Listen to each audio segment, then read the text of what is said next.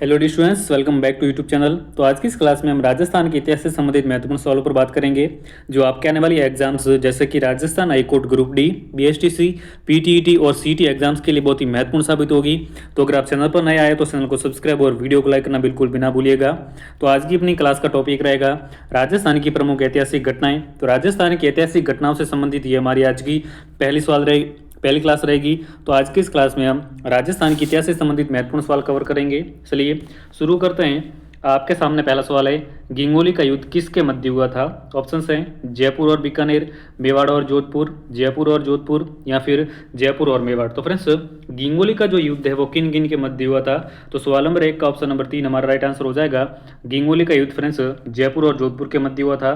तो सवाल नंबर 1 का ऑप्शन नंबर 3 राइट आंसर हो जाएगा। इसकी व्याख्या देख लीजिए। गिंगोली का युद्ध जो कि 1807 में हुआ था, ये जयपुर के महाराजा जगत सिंह द्वितीय और जोधपुर महाराजा मान सिंह राठौड़ के बीच में हुआ था, जिसमें जयपुर के महाराजा जगत सिंह द्वितीय की विजय हुई थी। वर्तमान में गिंगोली नामक स्थान परबतसर डीडवाना कुचामन में स्थित है। तो ये थी इसकी व्याख्या। आगे बढ़ते हैं।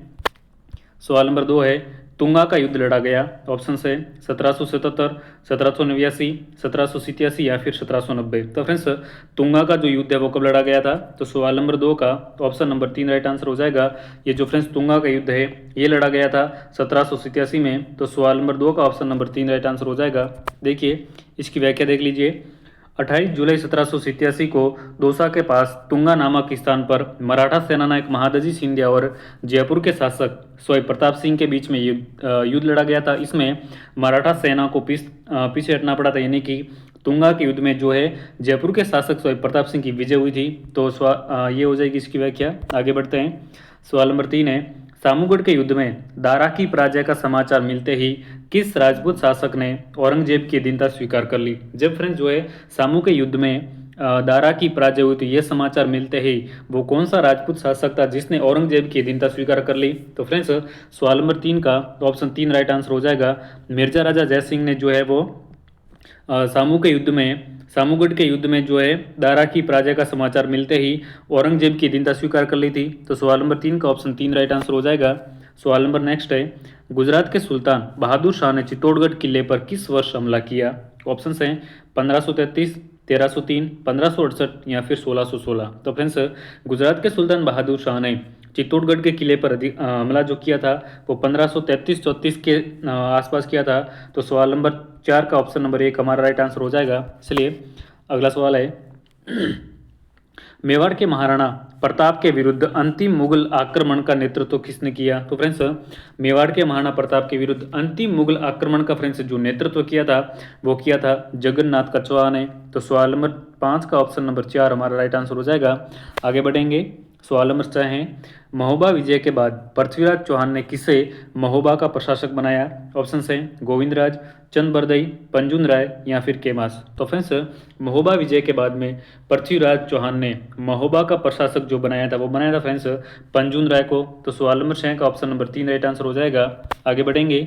सवाल नंबर 7 है, अकबर ने चित्तौड़ के दुर्ग पर अधिकार कब किया? ऑप्शन है 15 अक्टूबर 1562, 23 अक्टूबर 1567, 25 फरवरी 1668, 25 फरवरी 1568 या फिर 15 जून 1572। तो फ्रेंड्स, अकबर ने चित्तौड़गढ़ के दुर्ग पर अधिकार कब किया था? तो इसका राइट आंसर हो जाएगा ऑप्शन नंबर 3, 25 फरवरी 1568 को अकबर ने चित्तौड़गढ़ के दुर्ग पर अधिकार कर लिया था। तो सवाल नंबर 7 का ऑप्शन नंबर 3 हमारा राइट आंसर हो जाएगा और ये काफ़ी इंपॉर्टेंट क्वेश्चन रहेगा। आगे बढ़ते हैं।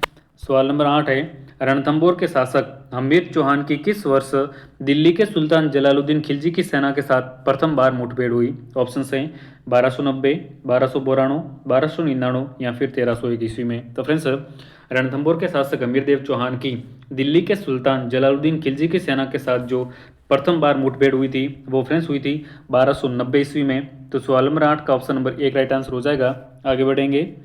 कुंभा का गुजरात के साथ संघर्ष का प्रारंभिक कारण क्या था? ऑप्शन है ईडर की समस्या, चुंडा को शरण देना, नागौर विवाद या फिर गुजरात द्वारा बूंदी के साथ संधि करना। तो फ्रेंड्स, कुंभा का गुजरात के साथ संघर्ष का जो कारण था वो था नागौर विवाद। तो सवाल नंबर 9 का ऑप्शन नंबर 3 हमारा राइट आंसर हो जाएगा। आगे बढ़ेंगे।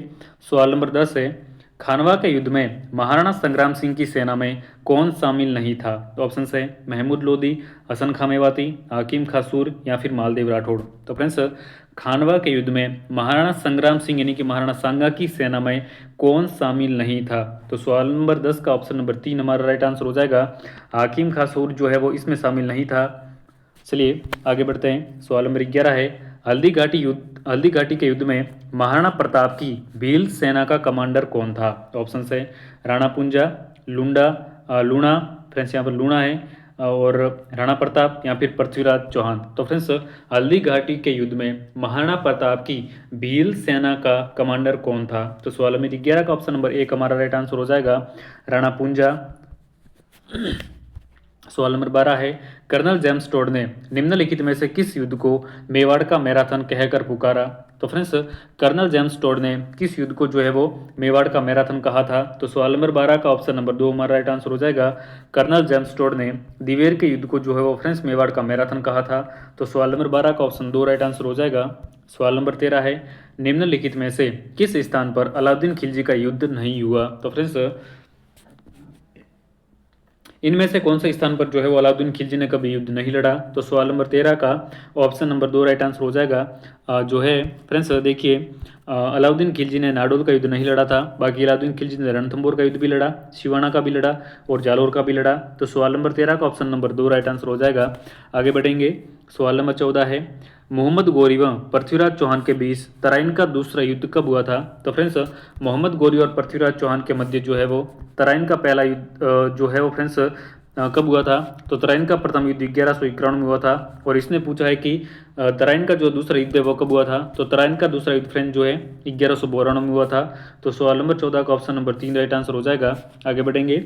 सवाल नंबर 15 है, तराइन के प्रथम युद्ध में पृथ्वीराज चौहान ने किसे पराजित किया? जो तराइन का प्रथम युद्ध है ये 1191 में हुआ था। इसमें पृथ्वीराज चौहान ने किसको पराजित किया था? तो हमने जस्ट पिछले सवाल में देखा है कि तराइन के जो दोनों युद्ध हैं वो किन किन के मध्य हुए। तो तराइन के दोनों युद्ध पृथ्वीराज चौहान और मोहम्मद गोरी के बीच में लड़े गए। तो फ्रेंड्स, और तराइन के इस दूसरे युद्ध में जो है वो मोहम्मद गोरी की विजय होती है। तो सवाल नंबर 15 का ऑप्शन 2 राइट आंसर हो जाएगा। सवाल नंबर नेक्स्ट है, अलाउद्दीन खिलजी ने रणथंबोर के किस शासक को परास्त कर रणथंबोर दुर्ग पर, यहाँ पर दुर्ग है तो रणथंबोर दुर्ग पर पताका फहराई, विजय पताका फहराई? तो सवाल नंबर 16 का ऑप्शन नंबर 2 हमारा राइट आंसर हो जाएगा। फ्रेंड्स, अलाउद्दीन खिलजी ने रणथंबोर के शासक गंभीर देव को हराकर जो है वो रणथंबोर दुर्ग पर अधिकार किया था। तो सवाल नंबर 16 का ऑप्शन नंबर 2 राइट आंसर हो जाएगा। अगला सवाल है, जलालुद्दीन खिलजी ने किस दुर्ग पर विजय प्राप्त नहीं करने पर यह कहा था कि मैं इस दुर्ग को मुसलमानों के एक बाल के बराबर भी नहीं समझता? तो फ्रेंड्स, ये जो कथन है वो जलालुद्दीन खिलजी ने कहा था किस दुर्ग पर, जब वो अधिकार नहीं कर सका तो उसके बाद में इसने ये जो कथन कहा था। तो सवाल नंबर 17 का ऑप्शन नंबर 2 हमारा राइट आंसर हो जाएगा। जब जलालुद्दीन खिलजी जो है रणथंबोर दुर्ग पर विजय प्राप्त नहीं कर सका तो उसने ये कथन कहा था। आगे बढ़ते हैं। सवाल नंबर 18 है, 1311 ईस्वी में अलाउद्दीन खिलजी के आक्रमण के समय जालोर का शासक कौन था? ऑप्शन है रतन सिंह, अमीर देव, सातल देव या फिर कानड़ देव। तो फ्रेंड्स, जब 1311 ईस्वी में अलाउद्दीन खिलजी ने जालोर पर आक्रमण किया उस समय जालोर का शासक कौन था? तो सवाल नंबर 18 का ऑप्शन नंबर 4 हमारा राइट आंसर हो जाएगा। उस समय जालोर का शासक फ्रेंड्स कानड़ देव था। चलिए आगे बढ़ते हैं। अलाउद्दीन खिलजी ने 1303 ईस्वी में किस शहर का नाम खिजराबाद रखा? यहाँ फ्रेंड्स खिजराबाद है। तो सवाल नंबर 19 का ऑप्शन 1 हो जाएगा चित्तौड़, जालोर, आमेर या फिर रणथंबोर। तो फ्रेंड्स, अलाउद्दीन खिलजी ने 1303 ईस्वी में किस शहर का नाम खिजराबाद रखा? तो सवाल नंबर 19 का ऑप्शन नंबर 1 हमारा राइट आंसर हो जाएगा। अलाउद्दीन खिलजी ने चित्तौड़ का नाम बदलकर जो है फ्रेंड्स खिजराबाद रख दिया था। तो सवाल नंबर 19 का ऑप्शन 1 राइट आंसर हो जाएगा। सवाल नंबर 20 है, सिवाना के युद्ध में 1308 में अलाउद्दीन खिलजी ने किस राजा को पराजित किया? तो फ्रेंड्स, अलाउद्दीन खिलजी ने जो है वो 1308 में सिवाना दुर्ग पर आक्रमण किया था। और उस समय सिवाना का शासक कौन था? तो सवाल नंबर 20 का ऑप्शन नंबर 2 हमारा राइट आंसर हो जाएगा, शांतल देव। आगे बढ़ते हैं। सवाल नंबर 21 है, अलाउद्दीन खिलजी ने किस दुर्ग का नाम खैराबाद रखा? तो आपके सामने ऑप्शन है स्वर्णगिरी, शिवाना, गागरोन या फिर चित्तौड़। तो फ्रेंड्स, अलाउद्दीन खिलजी ने कौन से दुर्ग का नाम खैराबाद रखा था? तो सवाल नंबर 21 का ऑप्शन नंबर 2 हमारा राइट आंसर हो जाएगा। अलाउद्दीन खिलजी ने सिवाना का नाम जो है फ्रेंड्स खैराबाद रखा था। चलिए अगला सवाल है, किस वर्ष अलाउद्दीन खिलजी ने जालोर पर विजय प्राप्त की? तो फ्रेंड्स अलाउद्दीन खिलजी ने जालोर पर विजय प्राप्त की थी 1311 ईस्वी में। तो सवाल नंबर 22 का ऑप्शन नंबर 3 हमारा राइट आंसर हो जाएगा। आगे बढ़ते हैं। सवाल नंबर 23 है, राणा कुंभा ने सारंगपुर के युद्ध में जो कि 1437 में हुआ था, इससे किसे पराजित किया था? तो फ्रेंड्स राणा कुंभा ने 1437 ईस्वी में सारंगपुर के युद्ध में किसे पराजित किया था? तो इसका राइट आंसर हो जाएगा ऑप्शन नंबर 2। राणा ने सारंगपुर के युद्ध में 1437 में जो है फ्रेंड्स महमूद खिलजी को पराजित किया था। तो सवाल नंबर 23 का ऑप्शन नंबर 2 राइट आंसर हो जाएगा। आगे बढ़ते हैं। किस लेखक ने कानड़देव प्रबंध नामक ग्रंथ में जालोर युद्ध का वर्णन किया? ऑप्शन है कवि माघ, श्यामल दास, पद्मनाभ या फिर सूर्यमल मिश्रण। तो फ्रेंड्स सवाल नंबर 24 का ऑप्शन नंबर 3 हमारा राइट आंसर हो जाएगा, पद्मनाभ। चलिए अगला सवाल है, सारंगपुर वर्तमान में किस राज्य में स्थित है? तो आपके सामने ऑप्शन है गुजरात, मध्य प्रदेश, हरियाणा या फिर पंजाब। तो फ्रेंड्स ये जो सारंगपुर है ये वर्तमान में गुजरात में स्थित है।